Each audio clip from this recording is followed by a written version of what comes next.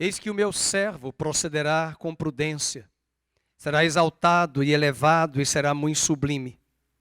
Como pasmaram muitos à vista dele, pois o seu aspecto estava muito desfigurado, mais do que o de outro qualquer. A sua aparência mais do que a dos outros filhos dos homens.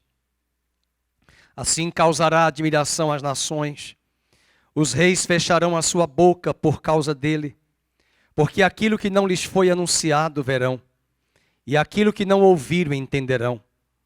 Quem creu em nossa pregação, e a quem foi revelado o braço do Senhor, porque foi subindo como um renovo perante ele, como raiz de uma terra seca, ele não tinha aparência, nem formosura. Olhámo-lo, mas nenhuma beleza havia que nos agradasse. Era desprezado e o mais rejeitado entre os homens, homem de dores, e que sabe o que é padecer. E como um de quem os homens escondem o rosto, era desprezado e dele não fizemos caso. Certamente ele tomou sobre si as nossas enfermidades, as nossas dores levou sobre si, e nós o reputávamos por aflito, ferido de Deus e oprimido. Mas ele foi traspassado pelas nossas transgressões, moído pelas nossas iniquidades. O castigo que nos traz a paz estava sobre ele, e pelas suas pisaduras fomos sarados. Todos nós andávamos desgarrados como ovelhas, cada um se desviava pelo caminho, mas o Senhor fez cair sobre ele a iniquidade de nós todos. Ele foi oprimido e humilhado, mas não abriu a boca. Como cordeiro foi levado ao matadouro, como ovelha muda perante os seus tosqueadores, ele não abriu a boca. Por juízo o opressor foi arrebatado, e de sua linhagem quem dela cogitou? Porquanto foi cortado da terra dos viventes, e por causa da transgressão do meu povo, foi ele ferido. Designaram-lhe a sepultura com os perversos, mas com o rico esteve na sua morte, posto que nunca fez injustiça, nem dolo algum se achou em sua boca. Todavia o Senhor agradou moê-lo, fazendo enfermar. Quando der ele a sua alma como oferta pelo pecado, verá a sua posteridade, prolongará os seus dias, e a vontade do Senhor prosperará nas suas mãos. Ele verá o fruto do penoso trabalho de sua alma, ficará satisfeito. O meu servo justo, com seu conhecimento, justificará muitos, porque as iniquidades deles levará sobre si. Por isso eu lhe darei muitos como a sua parte, e com os poderosos repartirá ele o despojo, porquanto derramou a sua alma na morte. Foi contado com os transgressores, contudo levou sobre si o pecado de muitos, e pelos transgressores intercedeu. Deus abençoe a sua palavra, ilumine o nosso entendimento e o nosso coração, para que saiamos daqui edificados, glorificando aquele que já veio, que já cumpriu essa promessa, nele na cruz e na igreja a sua descendência. Você pode sentar, muito obrigado.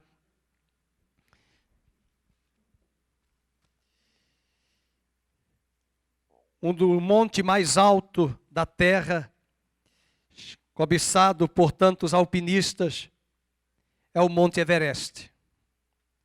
No dia 29 de maio de 1953, Edmund Hillary e Tenzin Norgay conquistaram o Monte Everest a uma altitude de 8.850 metros. Até hoje ninguém conseguiu conquistar Isaías 53. O monte mais alto fora conquistado. Quase 9 quilômetros de altura, o monte, de altitude. E esse monte foi escalado em 1953. Mas o profeta Isaías está escrevendo essa profecia há 2.700 anos atrás.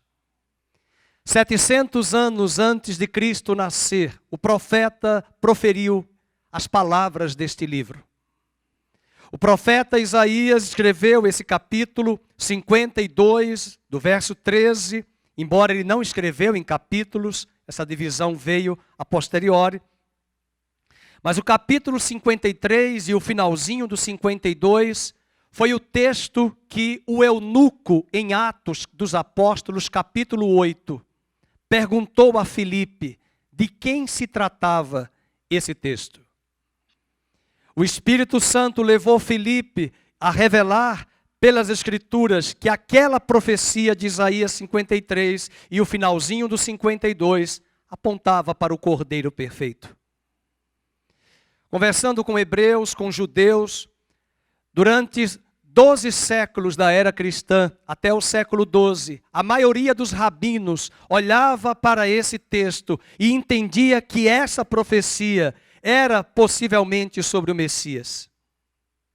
Não sabemos o que aconteceu, mas em algum momento na história, principalmente na era cristã, os rabinos mudaram a interpretação desse texto. Alguns entendem até hoje que essa profecia de Isaías 53, esse servo sofredor, apontava para a nação de Israel. Não teria muita lógica. Se você usar o texto daquilo que aprendemos em língua portuguesa, todos os anos de escola, interpretando o texto, o verso 8 não está falando de Israel. Versículo 8, por juízo opressor ele foi arrebatado, e da sua linhagem quem dela cogitou, porquanto foi cortado da terra dos viventes. Está falando da morte. E por causa da transgressão do meu povo, Israel, foi ele ferido. Então, como é que pode admitir que esse texto está se referindo a Israel, se foi em prol do seu povo? Não só de Israel, mas das nações da terra. Portanto, você já desconsidera essa tese. O verso 9 também diz que designaram-lhe a sepultura com os perversos, mas com o rico esteve na sua morte, posto que nunca fez injustiça. O texto não está falando de uma nação, o texto está falando da figura do Messias.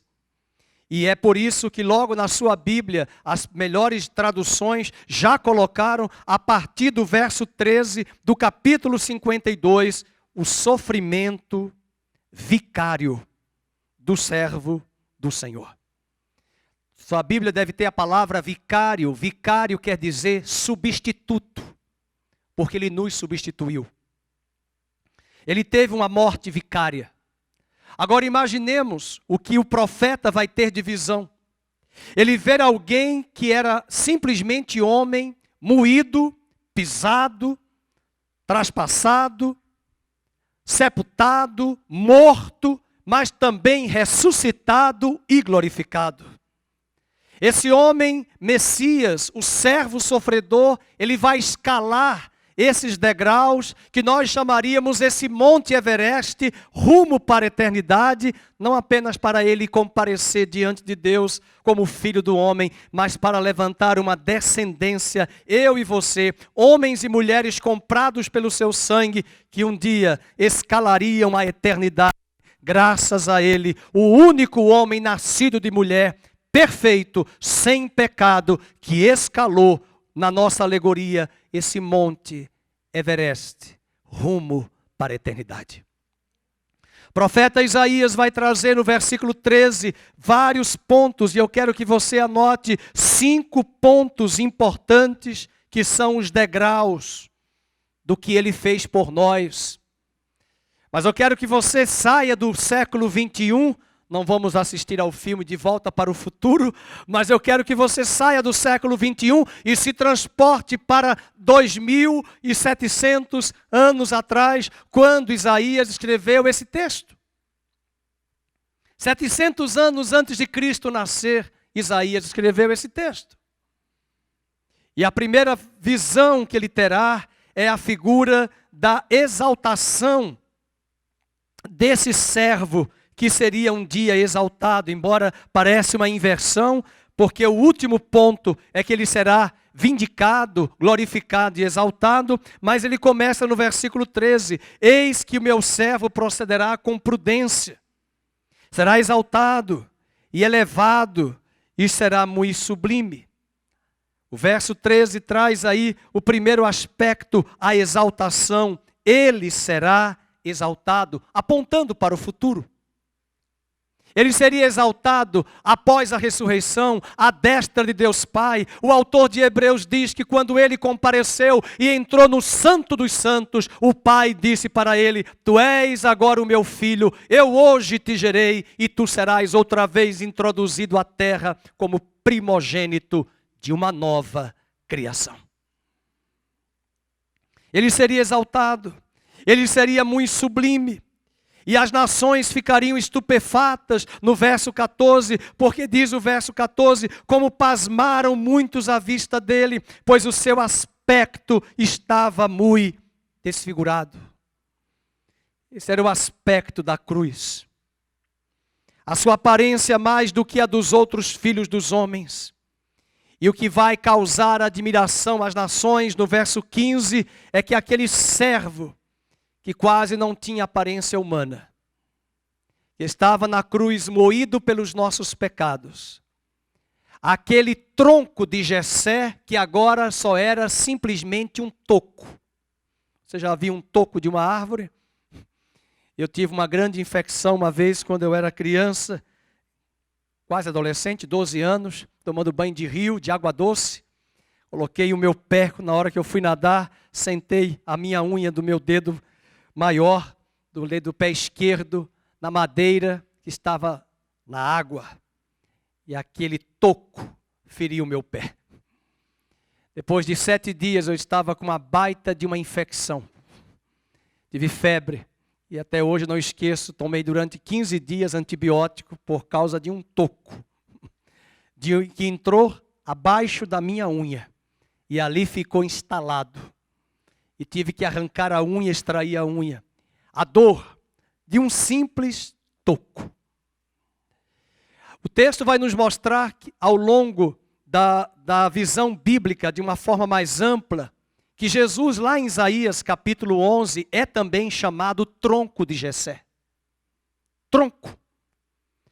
Quando você toma uma grande árvore e abate e poda, você deixa muitas vezes ali um tronco. Tem uma vizinha na minha rua que ela, a cada 2 anos ela faz a poda e às vezes já cortou ali toda a árvore, já tentou erradicar a árvore, mas ao cheiro das águas, aquela árvore continua brotando. Quando Daniel olhou para a visão de Nabucodonosor do sonho, que missão árdua de Daniel, interpretar o sonho e dizer o sonho que o rei teve. Ele teve a visão de uma árvore. Grandes árvores, muitas árvores que são vistas na Bíblia, a maioria das árvores, ela representa nações e povos e impérios. Mas Jesus não é apresentado como uma grande árvore a priori. Ele é apresentado como um tronco, como um toco. Um dia esse toco, esse tronco morto aparente de Jessé, levantaria uma grande árvore na terra, chamada igreja, a videira com ele verdadeira. O capítulo 11 diz, volta lá para o capítulo 11, para você entender a narrativa de Isaías, ele usa a figura de Jesus, que viria como Messias, do tronco. Capítulo 11, verso 1, e do tronco de Jessé sairá um rebento, e das suas raízes um renovo. As nações são vistas na Bíblia como árvores frondosas, árvores fortes. A própria nação de Israel é simbolizada pela videira, pela figueira, a capital de Israel, que é Jerusalém. Videira e figueira aparecem várias vezes nas Escrituras Sagradas, mas o Messias não está sendo apresentado a priori como uma grande árvore, é um toco, é um tronco. E foi esta visão de Isaías 52 que o profeta Isaías traz para nós aqui, apontando para o Messias. Verso 15 diz que causou admiração às nações, os reis fecharão a sua boca por causa dele, porque aquilo que não lhes foi anunciado verão, e aquilo que não ouviram entenderão. E foi daqui que Paulo também se inspirou para dizer que olhos não viram e ouvidos não ouviram o que Deus tem preparado para aqueles que o amam. E os reis da terra, e as nações, e os impérios tiveram que se dobrar diante do senhorio do Messias, de Jesus Cristo, o Senhor. As nações tentaram, na figura do Império Romano, na figura das autoridades judaicas, de calarem os apóstolos para que não pregassem o nome de Jesus. Mas eles desafiaram reis, desafiaram impérios, e o Evangelho foi pregado e tem sido pregado até hoje, porque o profeta Isaías confirmou a sua palavra. As nações ficaram pasmas. As nações ficaram admiradas, as nações ficaram estupefatas. E foi isso que a Disney Pictures, tomando o livro emprestado de C.S. Lewis, As Crônicas de Nárnia, tentou mostrar no filme, quando a feiticeira, a figura do dragão, olha para do diabo, a figura do leão, agora ressuscitado. E quando ele ressuscita, a feiticeira fica boquiaberta de ver que era uma figura dos principados e potestades que ficariam boquiabertos de que naquela cruz não foi o fim. Aquela cruz foi a gênesis, foi o começo de uma nova criação, porque estava na cruz sendo morto o filho do pecado, que Cristo substituiu a mim e a você, e ao ressuscitar, ele havia se tornado o primogênito de uma nova criação. As nações ficariam admiradas e pasmadas. Paulo diz em Coríntios capítulo 2, verso 8 e 9, na sua primeira epístola, de que se os principados deste mundo, se as potestades deste século soubessem o que estava por trás da cruz, jamais teriam crucificado o Rei da Glória. Meus irmãos, você precisa voltar para a história e entender que naquela época pregar para os romanos, pregar na cultura romana e dizer que o nosso Salvador morreu na cruz era uma piada. A cruz era símbolo de vexame, era símbolo de vergonha, era símbolo de escárnio. Morrer um Salvador na cruz era, uma palavra bem nordestina, ridículo. Era vergonhoso. Os homens não sabiam, Pilatos e Herodes fizeram aliança para julgar a Jesus. As autoridades judaicas disseram crucificam, o povo disse crucificam, e cada um foi transferindo para o outro a responsabilidade de julgar. E a mulher de Pilatos teve a capacidade de afirmar o sonho que ela teve da parte de Deus. Não toque neste homem, porque este homem é inocente.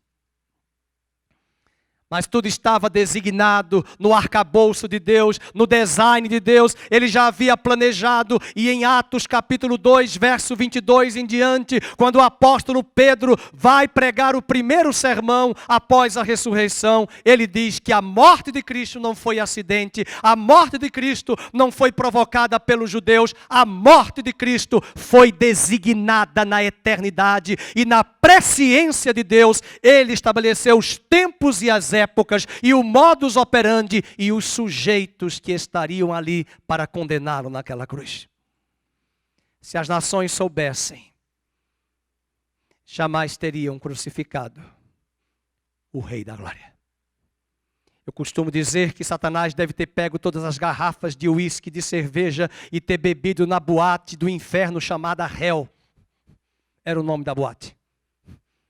E enquanto ele celebrava os 3 dias após, alguém bateu na porta e disse: passe aqui a chave da morte, do Hades e do inferno, porque esta chave não te pertence, porque agora a morte já foi cravada lá na cruz, a dívida já foi paga. Um homem nascido de mulher sem pecado deu a sua vida para reassumi-la, porque ele não tinha a semente do pecado, ele poderia dar e poderia reassumir.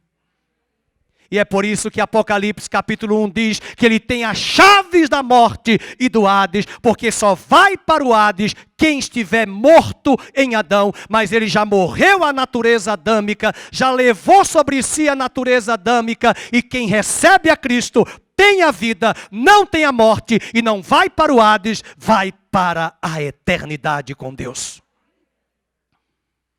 Você acha que os demônios entenderam esses desígnios de Deus? Não. E como diz um autor que eu li há muitos anos, eles caíram na arapuca de Deus. Quem montou aqui arapuca para pegar passarinho na roça e no sítio?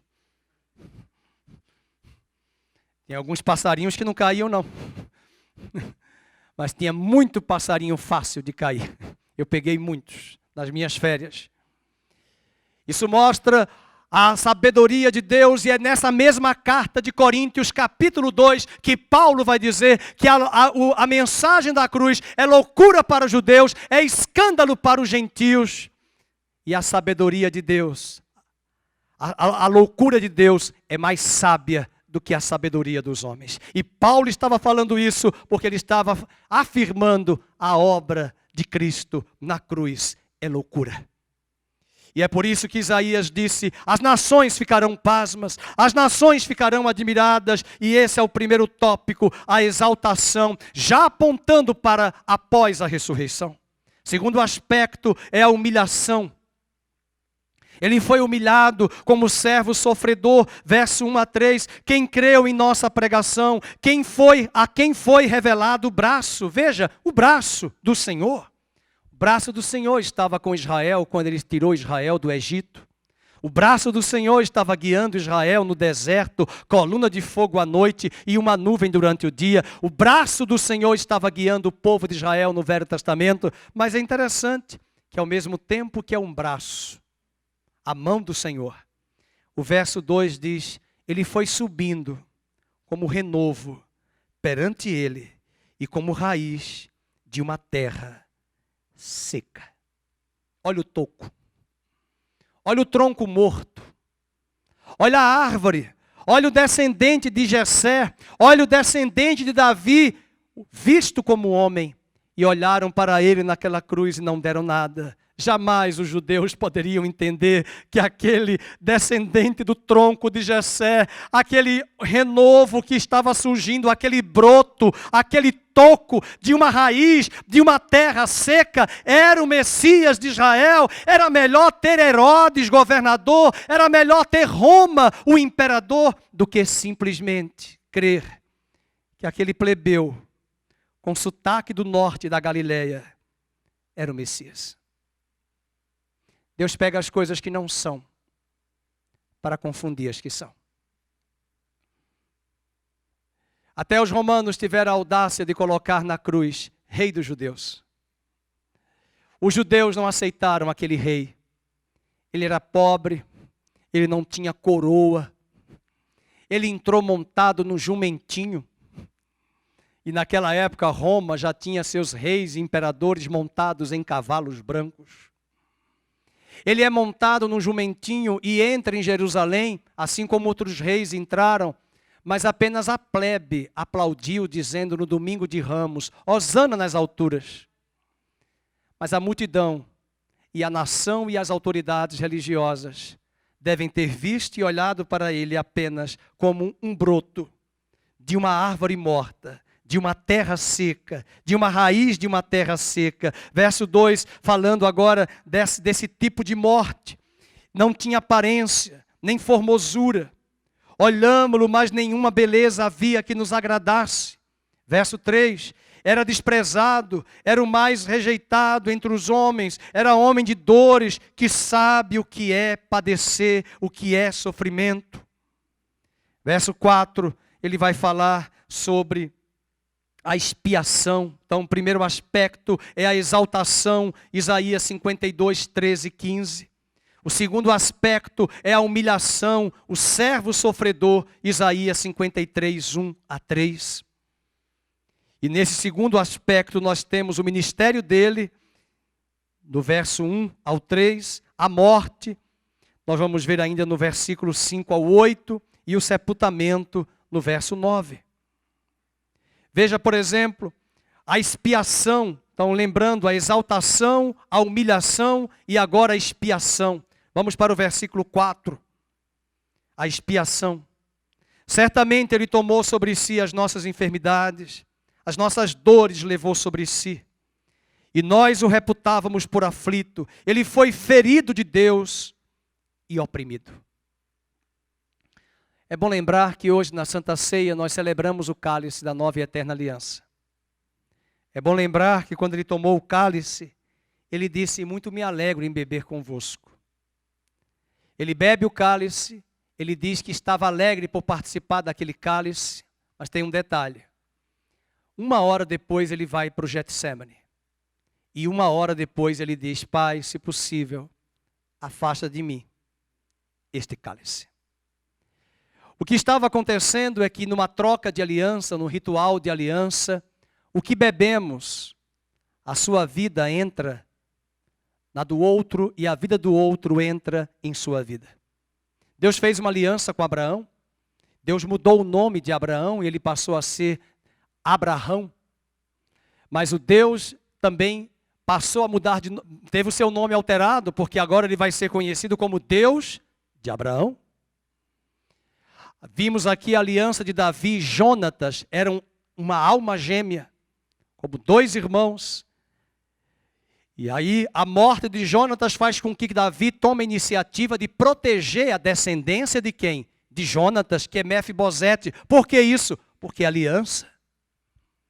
E é nessa hora que nós entendemos que naquela cruz, antes de ir para a cruz, quando ele está no jardim do Getsemane, quando angústias e pavor de morte vieram sobre ele, é que ele estava pensando: eu vou me separar do Pai, eu vou me apartar do Pai por causa do pecado. Essa comunhão que ele sempre teve com o Pai, ele haveria de perder.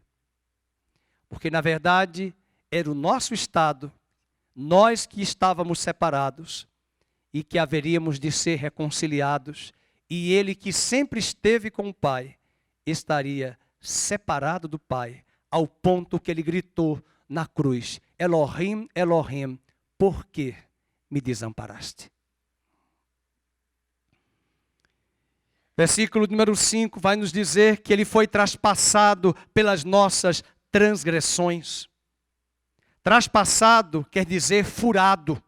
A palavra traspassado quer dizer furado. Se você ler Levítico capítulo 16, é o bode expiatório. É o sacrifício da expiação.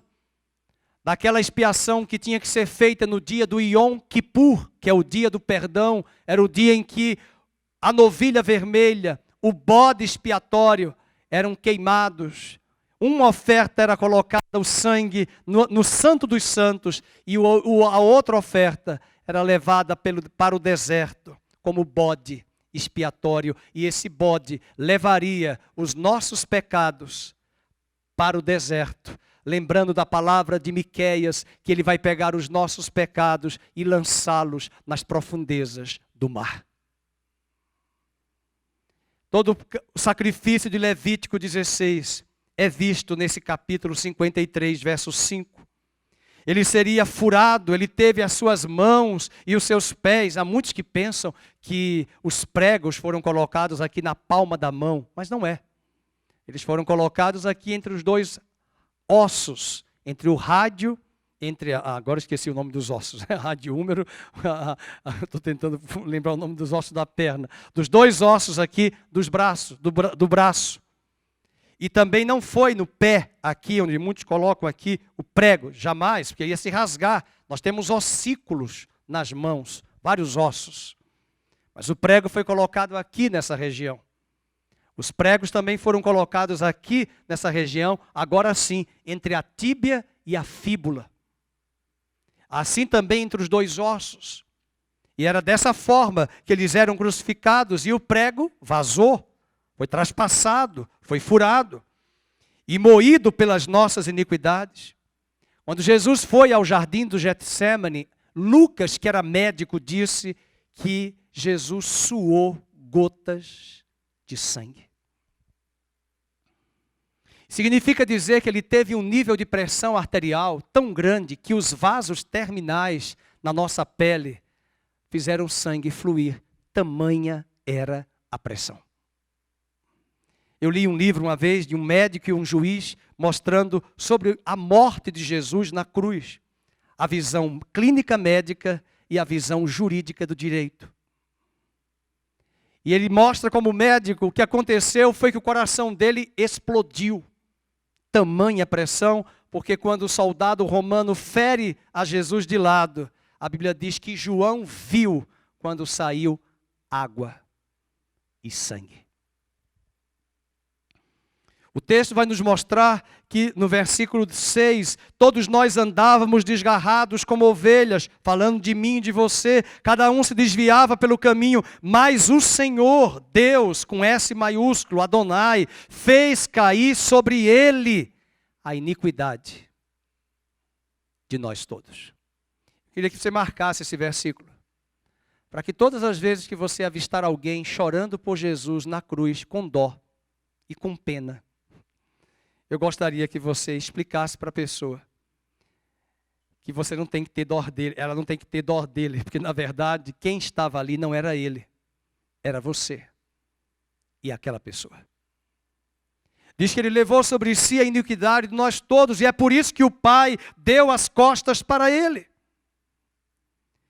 1 de Pedro 2,24 diz que pelas suas pisaduras nós fomos sarados. Tem uma música da Aline Barros que nós cantamos, que é uma versão do Michael Smith, que está conhecida em inglês, que diz que ele foi pisado como uma flor. Mas o jardim do Getsemane, o nome já diz, Getsemane em hebraico quer dizer prensa de azeitona. Sabe por que Getsemane é prensa de azeitona? Porque ali até hoje tem oliveiras. Lá é o Monte das Oliveiras. Dizem que algumas oliveiras que estão ali, que nós visitamos e conhecemos, alguns irmãos estiveram lá, dizem que algumas daquelas oliveiras têm 3.000 anos. Significa que elas foram testemunhas de Davi. Quando Davi foi para aquele mesmo monte. Nós vamos chegar daqui a pouco à história em que Davi vai ser arrancado do trono pelo seu filho Absalão. E lá no capítulo 16, ou é 15, você pode ler, 2 Samuel, vai mostrar que Davi saiu pelo Vale do Cedron. Jerusalém, o Vale do Cedron e o Monte das Oliveiras.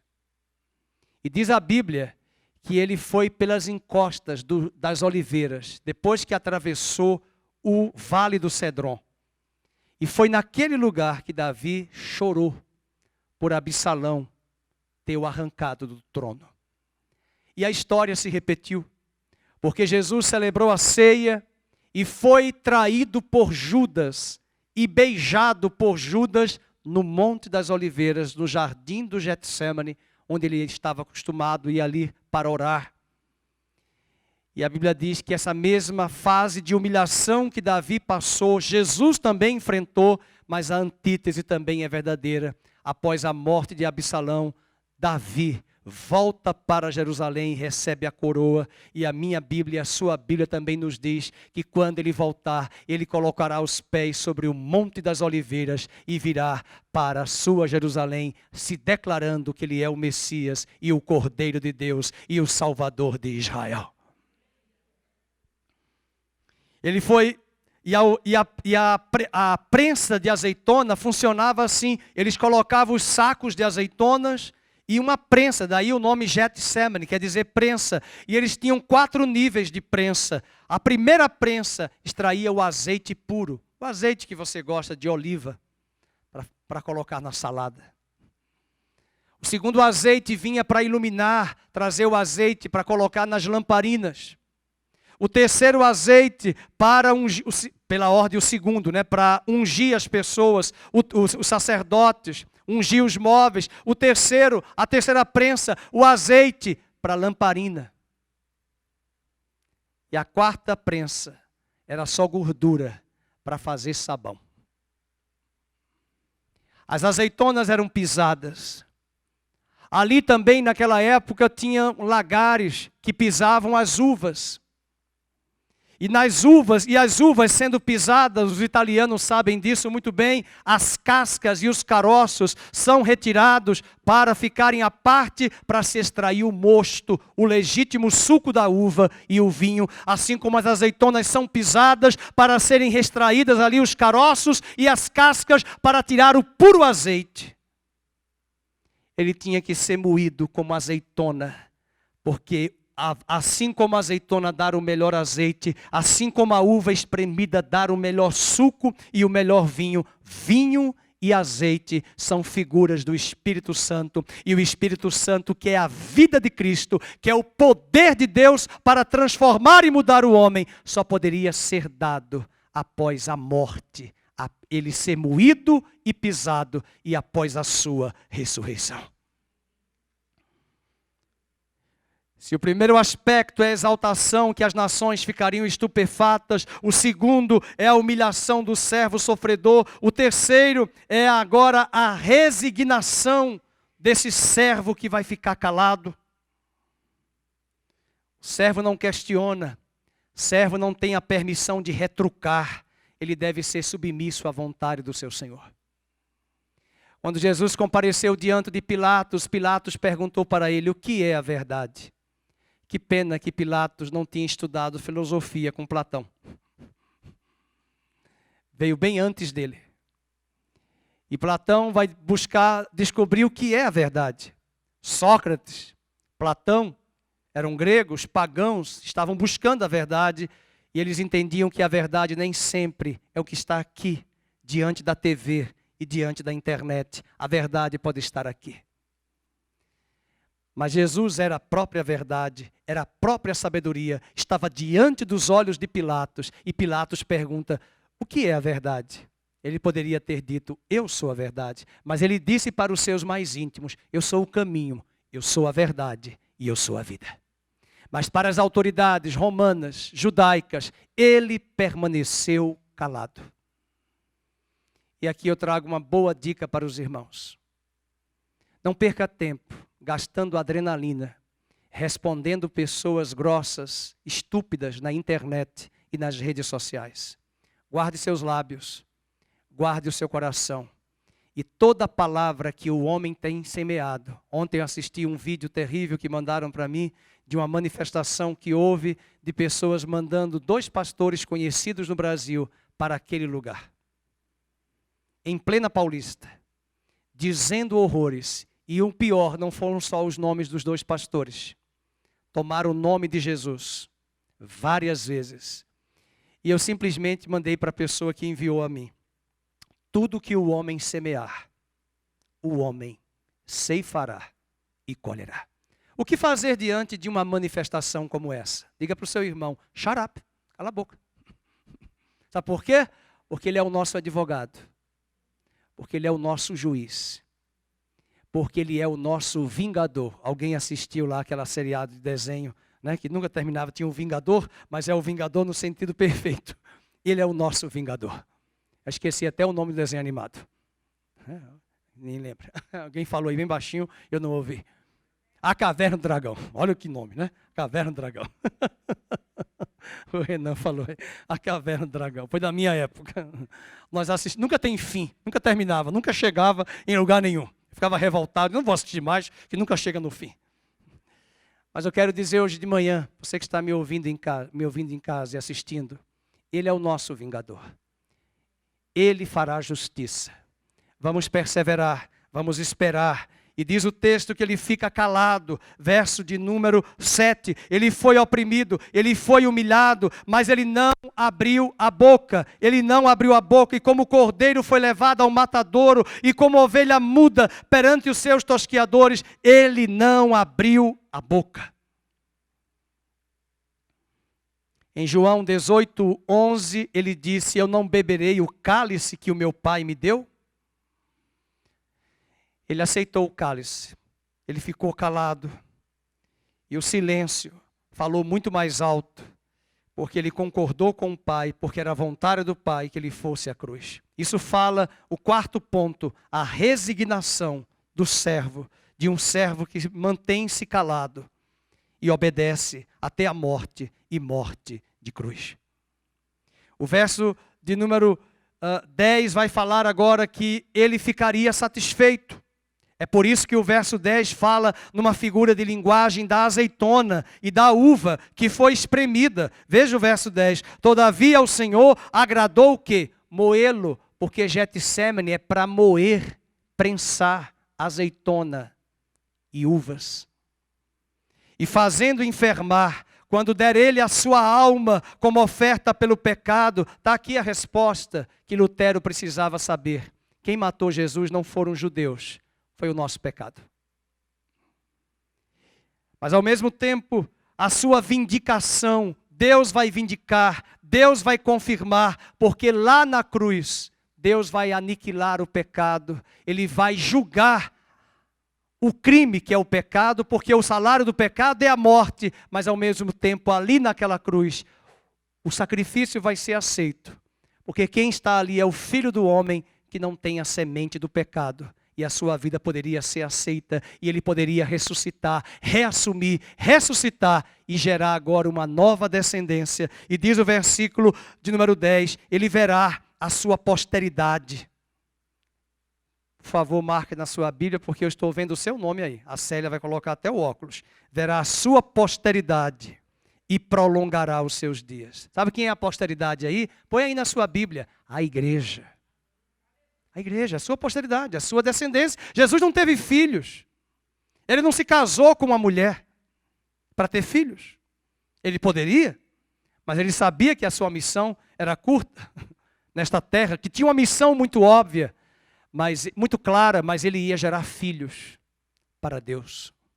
E diz o texto que ele seria moído, mas ele veria a sua posteridade, e a vontade do Senhor prosperaria nas suas mãos. E o verso 11, vamos ler juntos. Ele verá o penoso, o fruto do penoso trabalho da sua alma. E ficará satisfeito. Por quê? Porque o meu servo, o justo, com o seu conhecimento, leiamos, justificará a muitos, porque as iniquidades deles levará sobre si, e por isso eu lhe darei muitos como a sua parte. Capítulo de Isaías 8, verso 18, diz, eis aqui eu e os filhos que o Senhor me deu. Vejam aí Isaías 8, 18. Eis-me aqui e os filhos que o Senhor me deu. E essa profecia, o autor de Hebreus segurou e colocou no capítulo 2, verso de número... Tem aqui o texto que eu tinha marcado de Hebreus, Hebreus 2,13. Quando Hebreus 2,13, veja, e outra vez eu porei nele a minha confiança, e ainda, eis aqui estou eu e os filhos que Deus me deu. Quantos filhos nós temos aqui? Quantos filhos nós temos em casa? A descendência, a posteridade. E aí o diabo caiu na arapuca mesmo, porque ele entendeu, não entendeu nada. Porque na cruz, eu estou procurando uma coisa para derrubar aqui, é que na cruz ele entendeu aquilo que, depois da ressurreição, ele foi entender o que Jesus tinha dito para os seus apóstolos. Convidaram Jesus para participar de um café filosófico, na CPFL daquela época, em João capítulo 12. E o convite foi esse, Jesus, os gregos querem te ouvir. Os gregos gostavam de falar em enigmas, porque eles entendiam que só os sábios podiam interpretar os enigmas. Quem era inteligente interpretaria os enigmas. E Jesus não vai para a entrevista, para o café filosófico da CPFL, ele tinha muita coisa para fazer, e ele diz, diga para os gregos que se o grão de trigo cair na terra e não morrer, não vai dar fruto. Mas se ele morrer, ele vai dar muitos frutos. Então o diabo achava que quem morreu na cruz foi o unigênito, acabou, o único filho de Deus foi morto, mas ele não sabia que na cruz o unigênito tomou a natureza adâmica, se tornou Adão, e ao ressuscitar, o Pai o designou primogênito, cabeça de uma nova criação, e todo aquele que ouve, crê e recebe a sua palavra, se torna filho, filha, filho, filha, filho, filha de Deus, e até hoje Deus tem conquistado milhares e milhões de filhos para Deus, e o autor de Hebreus está dizendo, eis aqui a minha posteridade e os filhos que o Senhor me deu. Aleluia! Dê uma salva de palmas ao Senhor Jesus.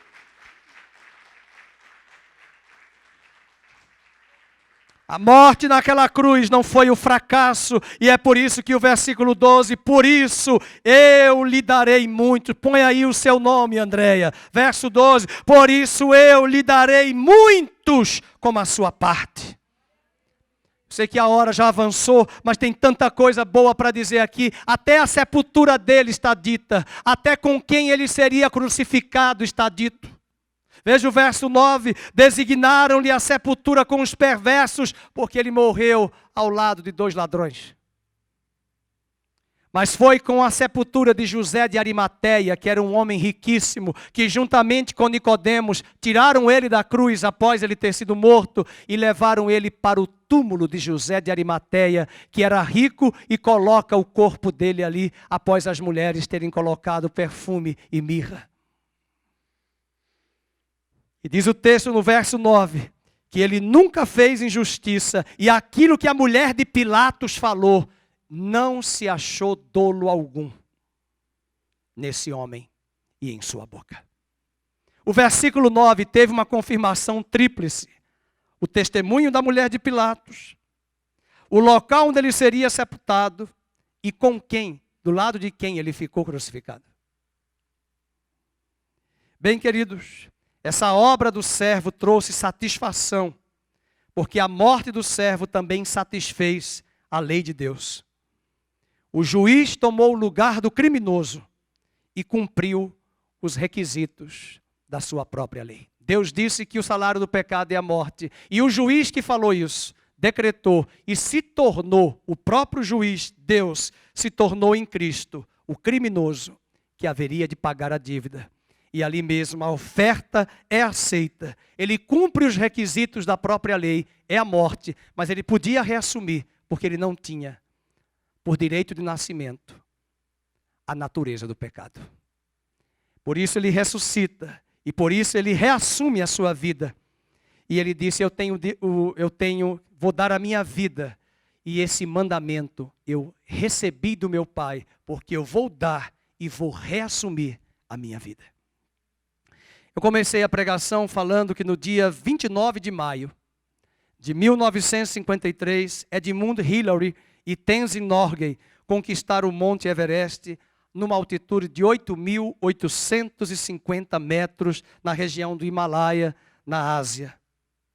E até hoje, se olharmos para esse texto, nem eu e você conseguimos conquistar esse monte. Mas eu fecho dizendo que o mais importante não é conhecer o Monte Everest, como muitos alpinistas querem conhecer. É conhecer aquele que já escalou esse grande degrau, esses vários degraus. Para quem já foi ao Monte Everest sabe que existem várias paradas. Nós subimos a região do Monte Sinai, a madrugada toda subindo. Perdi um tênis novinho que eu comprei aqui e acabou com o meu tênis furado de tanto problema que eu tive, um sapato apertado. Deveria ter levado um tênis bem surrado e usado. Acabou com o meu tênis, irmãos. Meus pés ficaram doendo de tantas pedras daquele Monte Sinai. Mas eu me lembro quantas paradas uma parada ali nós tivemos, mas algumas paradas nós fizemos. Alguns começaram a pé, outros subiram de camelo. Nós fomos a pé, eu fui somente a pé, conversando com alguns irmãos, até meu xará, um Fernando lá em Valinhos, e nós fomos conversando e chegamos. Começamos que horas?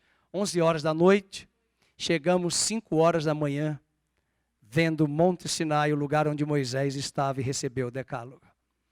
Agora a descida foi terrível. Foi ali que eu perdi meu tênis. E quase perdi meu pé.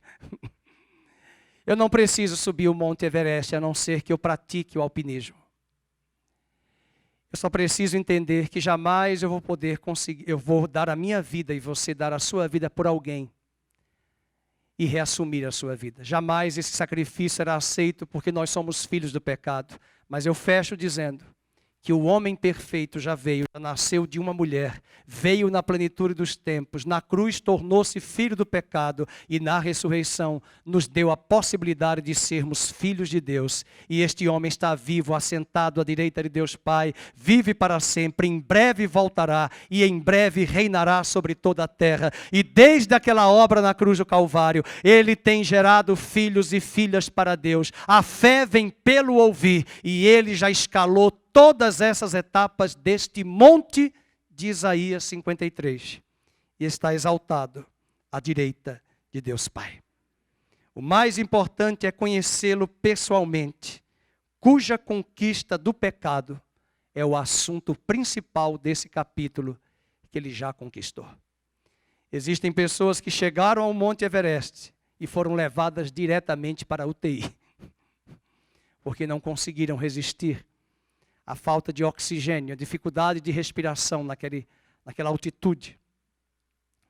Mas o nosso privilégio é chegarmos à direita de Deus Pai. E o autor de Hebreus vai nos falar que ele não apenas é o primogênito, mas é o primogênito entre muitos irmãos. E lá no céu não tem segundo, nem terceiro, nem quarto. A Bíblia diz que nós chegamos ao Monte Sião, à Assembleia dos primogênitos.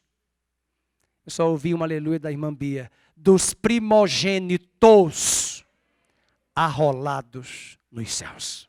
Quantos primogênitos nós temos aqui? Porque o que é direito dele é direito nosso. É nossa herança. Fiquemos de pé. Que Deus abençoe essa palavra tão especial de Isaías. Esse monte galgado e conquistado. Que o Senhor te abençoe e te guarde. Que o Senhor faça resplandecer o seu rosto sobre ti. Que o Senhor tenha misericórdia de ti. Que o Senhor sobre ti levante a luz do seu rosto, te dê a paz, te dê o shalom. Abençoe seu domingo, sua semana e a sua saúde. Abençoe também aqueles que estão em casa, Senhor. Participando da mesa, participando desta palavra, de tão grande conquista e celebração que Cristo conquistou por nós naquela cruz. Oramos agradecidos no nome de Jesus. Amém.